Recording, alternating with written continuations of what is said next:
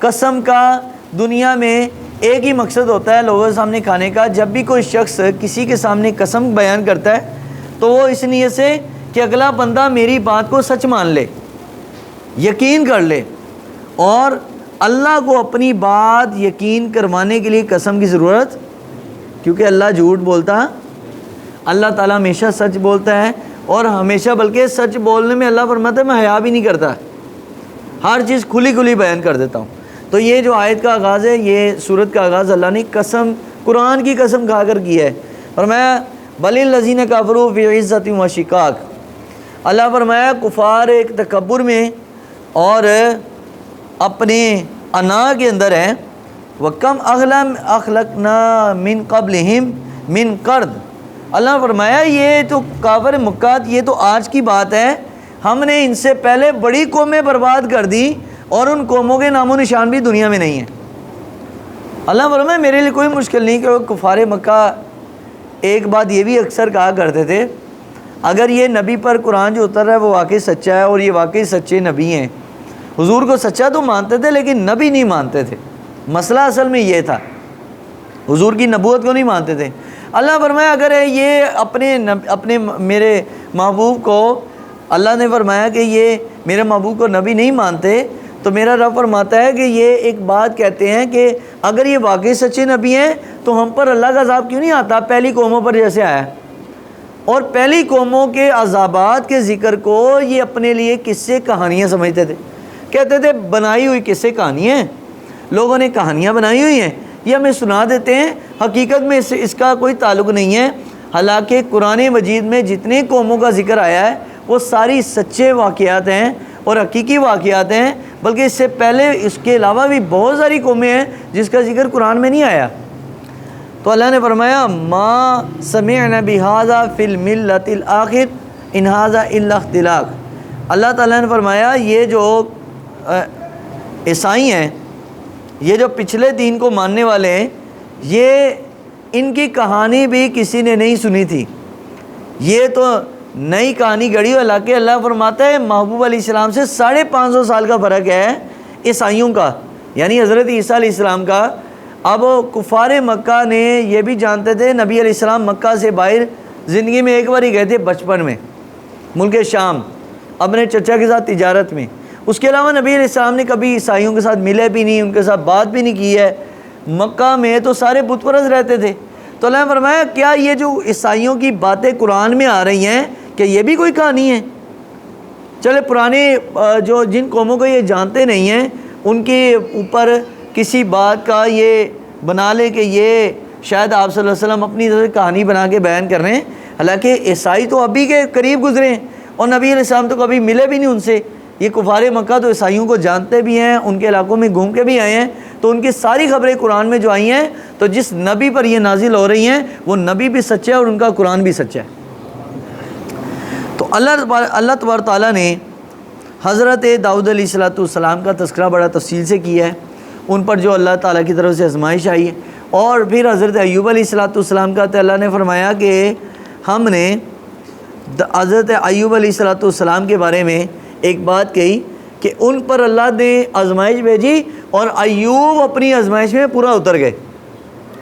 دیکھیں یاد رکھیں دنیا میں ہمیں کوئی کسی بھی شخص کو پریشانیاں جو آتی ہیں نا 2 وجوہات پر آتی ہیں. ایک وجہ تو بڑی عام ہے اور دوسری وجہ وہ کسی کے لیے ہوتی ہے.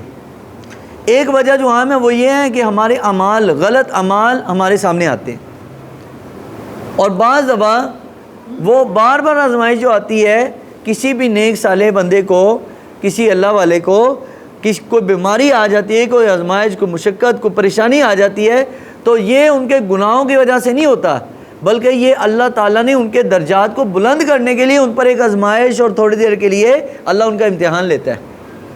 آزمائش ہم جیسے لوگوں کی نہیں ہوتی, آزمائش ہوتی ہے نیک لوگوں کی, اولیاء کرام کی, انبیاء کرام کی. ہم جیسے لوگوں پر ہمارے برے اعمال ہمارے سامنے آتے ہیں. تو اللہ تعالیٰ نے داؤد علیہ السلام کے بارے میں فرمایا یا داؤد انا جعلناک خلیفۃ فی الارض. قرآن مجید میں 2 جگہ پر خلیفہ کا لفظ آیا. ایک حضرت آدم کو اللہ نے خلیفہ اپنا بنایا, اور ان کا ذکر آیا پہلے سپارے میں، اور دوسرا ذکر آیا یا داؤد انا جعلناک خلیفہ، اے داؤد ہم نے آپ کو زمین میں اپنا نائب بنا دیا، فاحکم بین الناس، آپ کو زمین میں حکومت دے دی ہے۔ حضرت داؤد کی حکومت کتنی تھی؟ آدھی زمین پر، اور ان کا بیٹا حضرت سلیمان، ان کو اللہ نے پوری روئے زمین پر حکومت عطا کی۔ اور حضور نے فرمایا حضرت داؤد علیہ السلام کو آدھی زمین پر تھی، حضرت سلیمان پوری زمین پر، اور فرمایا میری اولاد میں سے میرا بیٹا آئے گا، فرمایا زمین پر جہاں جہاں داؤد علیہ السلام کی حکومت رہی وہاں وہاں وہ میرے دین کا پرچم لہرا دے گا۔ کون ہے؟ حضرت امام مہدی۔ آخری زمانے میں جب آئیں گے تو عیسیٰ علیہ السلام کے بعد حکومت وہ کریں گے اور پوری روئے زمین پر حضرت امام مہدی اسلام کا غلبہ کریں گے۔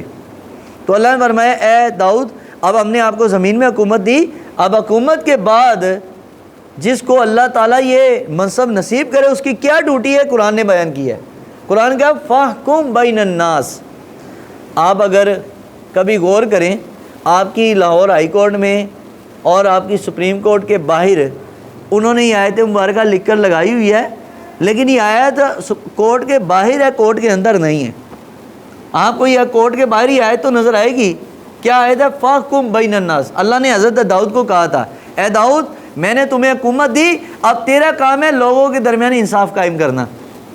آپ کی لاہور ہائی کورٹ کے باہر تو یہ لکھی ہوئی تو آپ کو وہ تکڑی کے اوپر ترازو کے اوپر یہ آیت تو نظر آئے گی، لیکن کورٹ کے اندر آپ کو یہ آیت مبارکہ کا عمل نظر نہیں آئے گا۔ 30 سال ہو گئے، لوگ مر جاتے ہیں، قبروں میں چلے جاتے ہیں، پھر ان کی آزادی کے فیصلے ہوتے ہیں۔ 35 سال کے بعد جناب فیصلے ہو رہے ہیں عدالتوں میں، اور ایسے ہی ہے۔ مقصد یہ ہے کہ انصاف نہیں ہے نا، انصاف تو اسلام دے گا آپ کو، وہ اسلام نہ عدالتوں میں ہے، نہ آپ کی اسمبلیوں میں ہے، اور نہ مسلمانوں کے اندر ہے۔ تو اسلام ہی آپ کو انصاف دے گا جو اللہ نے حضرت داؤد کو حکم دیا تھا۔ تو فرمایا فاحکم بین الناس بالحق ولا تتبع الہوی، اور اے داؤد کبھی بھی، حالانکہ نبی ہیں یہ یاد رکھو، نبی کوئی کام اپنی مرضی سے نہیں کرتا، نبی کا بولنا بھی رب کی مرضی سے ہوتا ہے، نبی کا عمل بھی رب کی مرضی سے، لیکن اللہ حضرت داؤد کو فرمایا ولا تتبع الہوی، اے داؤد اپنی خواہشات نفسانی کے پیچھے نہیں چلنا، اور فیضلک عن سبیل اللہ، اگر تم نے ایسا کیا یا کسی نے بھی حکومت لینے کے بعد لوگوں میں انصاف نہ کیا تو اللہ فرماتا ہے ایسا بندہ ہی اللہ کے رستے سے اگر ہوگا، اللہ کے رستے پر، تو گمراہ ہو جائے گا۔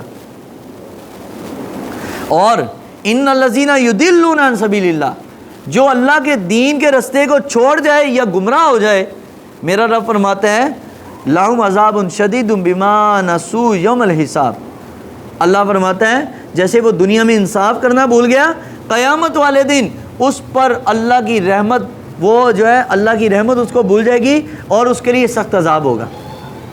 یہ اللہ اپنے نبی کو حکم دیا ہے، اور فرمایا وما خلقنا السماء والارض وما بینہما باطلا، جو کچھ زمین و آسمان کے درمیان ہے اللہ نے کسی شے کو بیکار نہیں بنایا، ہر چیز کو با مقصد بنایا۔ دنیا کی کوئی شے بیکار نہیں ہے، کوئی شے بیکار نہیں ہے، ہر چیز کو اللہ تعالیٰ نے ایک مقصد کے لیے پیدا کیا۔ تو اللہ نے فرمایا پھر ہم نے داؤد ووہبنا لداؤد سلیمان، داؤد علیہ السلام کے بعد ان کے بیٹے حضرت سلیمان کو ہم نے حکومت دی، نعم العبد انہ اواب، داؤد اور اس کا بیٹا کتنے ہی اچھے بندے ہیں، انہ اواب، وجہ اس کی یہ ہے کہ وہ اللہ کی بارگاہ میں بہت زیادہ توبہ استغفار کرنے والے ہیں۔ اواب کس کو کہتے ہیں؟ بار بار لوٹ کر آنے والا اللہ کی بارگاہ میں۔ تو توبہ کا معنی بھی اللہ کی بارگاہ میں لوٹنا ہے، رجوع کرنا ہے اللہ سے تعلق اپنا بحال کرنا ہے۔ تو اللہ رب العالمین جل وعلا نے یہ سورہ صاد کے اندر بنیادی طور پر انبیاء کرام کے واقعات بیان کیے۔ آگے سورہ زمر ہے، زمر، سورہ زمر عربی زبان میں زمر یہ جنت کا ایک مقام ہے۔ جنت پہ جب جنتی داخل کر دیے جائیں گے تو ان کو اللہ رب العالمین نے خاص مقام عطا فرمائے گا، اس میں اس کا ذکر ہے، جہنم کا بھی ذکر ہے اور جنت کا بھی ذکر ہے، دو چیزوں کا اللہ رب العالمین نے اس میں تذکرہ کیا۔ اور اس کا جو آخری رکوع ہے، اگر آپ ان آخری رکوع کا اگر کبھی مطالعہ کر لیں تو اس میں اللہ تعالیٰ نے بڑا تفصیل کے ساتھ جنت اور جہنم کا ایک کمپیریزن بیان کیا، موازنہ بیان کیا ہے۔ وہ سنیے، اللہ رب العالمین جل والا ارشاد فرماتا ہے وَسِيقَ الَّذِينَ كَفَرُوا إِلَىٰ جَهَنَّمَ زُمَرًا۔ اللہ فرماتا ہے کہ قیامت کا جب دن ہوگا میں جہنم کی طرف گروہ در گروہ پورے ٹولے بنا کر، زمر گروہ پورے ایک ٹولے بن کر جب لوگ جائیں گے جہنم میں، اللہ فرماتا ہے گروہ در گروہ جہنم کی طرف لے کے جاؤں گا، حَتَّىٰ إِذَا جَاءُوهَا فُتِحَتْ أَبْوَابُهَا وقال لهم خزنتها ألم يأتكم رسل منكم يتلون عليكم آيات ربكم وينذرونكم لقاء يومكم هذا قالوا بلى ولكن حقت كلمات العذاب على الكافرين۔ اللہ نے وہ منظر بیان کیا، وہ سنتے ہیں تو انسان کے رونگٹے کھڑے ہو جاتے ہیں کہ کیا بنے گا جب اللہ فرماتا ہے میں پورے ٹولے بنا کر لوگوں کو جہنم کی طرف دھکیلوں گا۔ جب جہنم کے دروازے پر لوگ پہنچیں گے اور دروازہ کھلے گا، حتیٰ اذا جاءوها وفتحت ابوابها، جہنم کا جب دروازہ کھلے گا وقال لهم خزنتها، وہاں پر جہنم کا جو دروغہ جہنم ہے، ان دروغہ جہنم کا نام کیا ہے؟ حضرت مالک۔ یہ جب سے پیدا ہوئے ہیں اور جب آخری قیامت کا منظر قائم ہوگا، آپ کبھی بھی پیدا ہونے سے لے کر قیامت اور جنت میں جانے تک، لوگوں کے جہنم جانے تک کبھی بھی یہ مسکرائے نہیں، نہ کبھی مسکرائے تھے، نہ مسکرائے ہیں، نہ مسکرائیں گے۔ کیوں؟ کیونکہ جہنم کے دروازے پر اتنی وحشت ہے کہ حضرت مالک کے چہرے پر کبھی مسکراہٹ نہیں آئی، بڑے سخت جلال ہے۔ تو یہ ان لوگوں سے پوچھیں گے، قرآن کہتا ہے الم یاتکم رسول، کیا لوگوں تمہارے پاس کوئی رسول نہیں آیا، کوئی تمہیں سمجھانے والا نہیں آیا؟ یتلون علیکم آیاتی، کیا تمہارے پاس اللہ کی آیتیں کوئی پہنچانے والا کوئی نبی یا رسول نہیں آیا؟ یا اگر نبی رسول نہیں ہے تو نبی اور رسول کی امت میں سے کوئی عالم دین تمہیں قرآن کی آیتیں نہیں سمجھاتا تھا؟ تو وہ کہیں گے وَيُنذِرُونَكُمْ لِقَاءَ يَوْمِكُمْ هَذَا، اور کیا وہ لوگ تمہیں نیک لوگ ڈراتے نہیں تھے آج کے اس دن کے بارے میں؟ قیامت اور عذاب قبر، عذاب آخرت کے بارے میں بتاتا کوئی نہیں تھا؟ تو وہ کہیں گے قالوا بلا، وہ سارے لوگ ایک زبان ہو کر کہیں گے ہاں ہمیں سمجھاتے تھے، نبی بھی سمجھاتے تھے، جن کے پاس رسول ہے وہ کہیں گے ہمیں رسول سمجھاتے تھے، اور جن کو اپنے زمانے کے علماء بتاتے رہے، جیسے آج آپ لوگ بیٹھے ہیں، اللہ تعالیٰ محفوظ رکھے، اللہ تعالیٰ ہمیں وقت نہ دکھائے، اللہ پہلی دفعہ ہی ہمیں جنت کا داخلہ نصیب کر دیں، لیکن جن کو علماء نے سمجھایا وہ کہیں گے ہاں ہمیں علماء نے بتایا تھا، ہمیں نبیوں نے، رسولوں نے بتایا تھا۔ اور الکافرین قیل ادخلوا ابواب جہنم، اب وہ فرشتہ کہے گا چلو اب جہنم میں داخل ہو جاؤ، خالدین فیہا، اب یہ جہنم ہمیشہ ہمیشہ کا گھر ہے تمہارا، اب تم نے یہاں ہمیشہ ہمیشہ رہنا ہے، تھوڑی دیر کے لیے نہیں۔ فبئس مثوى المتکبرین، اور یہ انجام ان لوگوں کے لیے ہے جو دنیا میں تکبر کیا کرتے تھے۔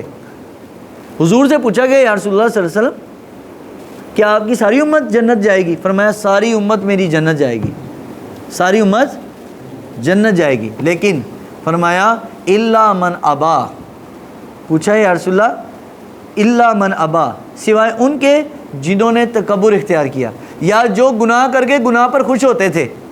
فرمایا میری امت میں وہ لوگ جہنم جائیں گے اور جو گناہ کر کے پچھتا گئے اور رب کی بارگاہ میں لوٹ آئے، ان کے لیے میرے رب فرمایا وَسِيقَ الَّذِينَ اتَّقَوْا رَبَّهُمْ إِلَى الْجَنَّةِ زُمَرًا، جو رب سے ڈر گیا، اللہ کا خوف رکھ کے دنیا میں پھر رب کی بارگاہ میں گیا، میرا رب فرماتا ہے ان کے لیے اللہ ان کو بھی ایک ٹولوں کی شکل میں کھڑا کر دے گا اور فرمائے گا چلو بھائی اب جنت۔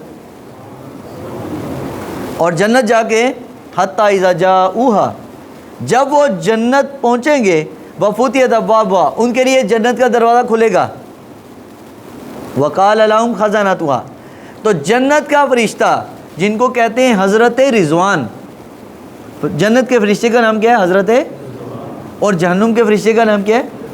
حضرت مالک۔ حضرت رضوان کے چہرے پر بڑی خوشی ہوگی، چونکہ وہ جنت میں رہتے ہیں نا، چہرے پر بڑی دل کرے گا کہ بھائی ان کا چہرہ دیکھتے رہیں، اتنا خوبصورت چہرہ ہوگا حضرت رضوان کا۔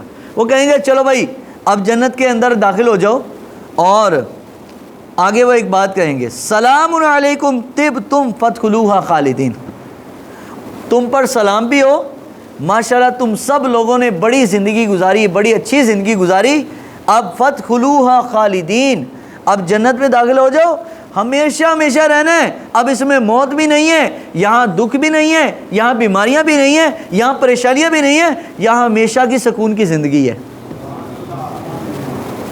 جنت میں یہاں تک کہ کسی کو پیٹ کا درد بھی نہیں ہوگا، پیٹ کا درد بھی نہیں ہوگا، سر کا درد بھی نہیں ہوگا، ہلکی سی پریشانی بھی جنت کے اندر اللہ نے نہیں رکھی۔ اللہ نے جنت کے اندر، بلکہ حدیث پاک ہے کہ جنت میں اگر ایک سوراخ جنت میں کر دیا جائے اور ایک سوراخ جہنم میں کر دیا جائے، جہنم کا سوراخ اگر کر کے سوئی کی نوک کے برابر دنیا کی طرف کر دیا جائے تو میرے حضور نے ارشاد فرمایا زمین و آسمان کی ساری مخلوق اس بدبو سے اور اس تپش سے مر جائے۔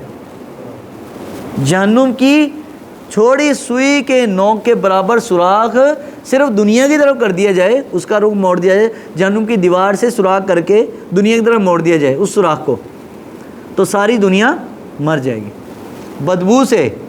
عذاب ابھی بعد کی بات ہے، ابھی جو باہر دنیا میں اس کی بدبو آئے گی تو بدبو سے لوگ مر جائے، جو اندر ہوگا اس کا کیا حال ہوگا۔ اور حدیث میں ہے کہ جنت میں اگر کوئی شخص سوراخ کر دے اور وہ سوراخ کو دنیا کی طرف موڑ دے تو زمین و آسمان کے جتنا حصہ ہے سارا حصہ روشن بھی ہو جائے اس سے صرف سوئی کی نوک کے برابر، اور سارا حصہ خوشبو سے بھر جائے۔ اور فرمایا نبی علیہ السلام نے کہ اگر جنت کی حور اگر اپنی ایک چادر لہرا دے نا آسمان اور زمین کے درمیان تو لوگ اس کی خوشبو سونگھ کر بے ہوش ہو جائے، اتنی خوبصورت خوشبو، اتنی خوبصورت ہے۔ تو اللہ نے وہ جو مخلوق بنائی وہ کیسی ہوگی۔ تو یہ فرشتہ کہے گا ماشاءاللہ آپ السلام علیکم طبتم، ماشاءاللہ آپ نے بڑی خوبصورت زندگی گزاری، روزے بھی رکھے، نمازیں پڑھی، گرمی سردی آتی رہی لیکن تم اللہ کے احکام سے نہیں پھرے، اللہ کے حکم پر چلتے رہے، تم نے موسم، موقع، محل، زمانہ، حالات نہیں دیکھے، تم نے اپنے رب کو دیکھا ہے، آج تمہیں جنت والے تمہیں دیکھیں گے۔ تو فرمایا وقالوا الحمد للہ الذی صدقنا وعدہ وورثنا الارض نتبوأ من الجنہ، اور وہ فرشتے کہیں گے کہ تمام تعریفیں اس رب کے لیے کہ جس نے اپنا وعدہ سچا کر دیا، جنت میں داخل کرنے کا وعدہ سچا ہو گیا۔ کیا وہ زمانہ ہوگا بھائی، اللہ ہمیں وہ منظر نصیب کرے کہ ہم بھی جائیں اور ہم بھی کہیں یا اللہ تو اپنا وعدہ دنیا میں کیا تھا، ہم مولویوں سے سنتے تھے کہ جنت ہوگی، آج یا اللہ تو نے وعدہ سچا کر دیا، سارے دکھڑے ٹینشن سے وہ بندہ بھول جائے گا۔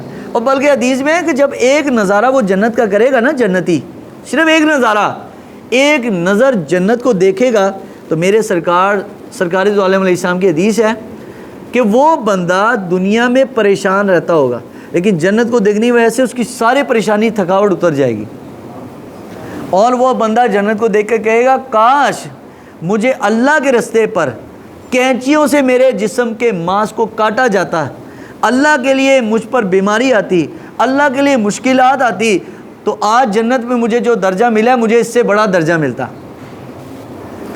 دیکھیں جنت میں مختلف جنت کے درجات ہیں، جنت نعیم ہے، جنت ماوا ہے اور جنت الفردوس ہے۔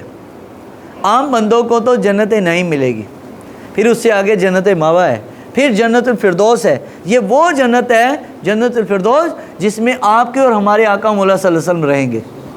اور حضور نے فرمایا جب رب سے مانگو تو جنت الفردوس مانگو، اللہ سے کیا مانگو؟ جنت الفردوس، یا اللہ مجھے جنت الفردوس عطا فرما۔